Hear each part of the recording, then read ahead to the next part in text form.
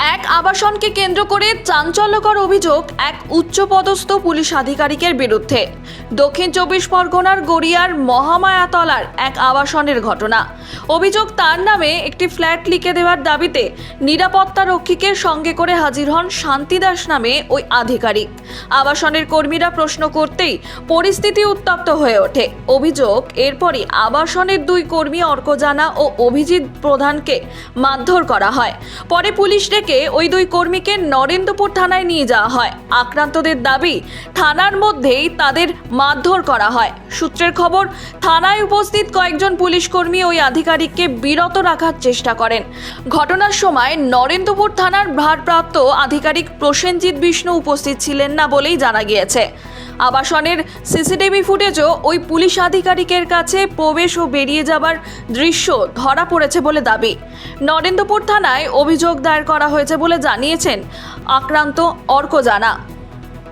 রাত্রি 9টার সময় শান্তি ম্যাডাম বেশ কিছু লোক নিয়ে সাইডে আসলে আমি ওনাকে আপনি এখানে কি করতে এসেছেন, তখনই উনি আমাকে মারধর শুরু করে। ওনার সাথে যিনি লোক ছিল তিনিও মারধর করেছে, ওনার অ্যাসিস্ট্যান্ট যিনি ছিল তিনিও মারধর করেছে।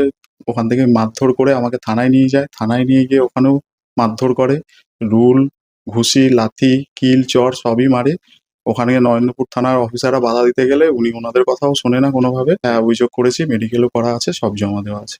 প্রশাসনের কাছে প্রয়োজনীয় ব্যবস্থা নেওয়ার দাবি জানিয়েছেন ওই আবাসন নির্মাণকারী সংস্থার অন্যতম কর্তা সন্দীপ প্রামাণিক।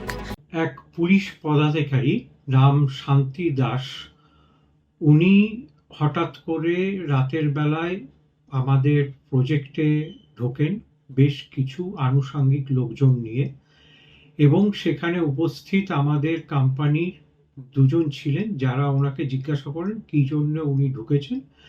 ওনার বক্তব্য এখানে উনি একটা ফ্ল্যাট চাইছেন, যে ফ্ল্যাটটা উনি কোনো নিজের পদাধিকারী বলে দখল করতে চাইছেন। অ্যাকচুয়ালি উনি কোনো কিনতে চাইছেন না এই বিষয়ে, এবং তারা যখন জিজ্ঞাসা করে এই কথাটা, তাদেরকে যথেষ্ট মারধর করে এবং তাদেরকে স্থানীয় নরেন্দ্রপুর ওনার পদাধিকারী ক্ষমতা বলে উনি তাদেরকে নরেন্দ্রপুর থানায় নিয়ে যান এবং থানাতে নিয়ে গিয়েও উনি মারধর করেন।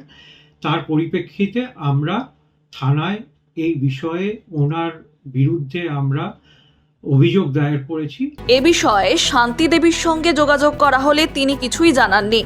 পুলিশ স্বতঃপ্রণোদিত হয়ে মামলা রুজু করেছে, ঘটনার তদন্ত শুরু করেছে।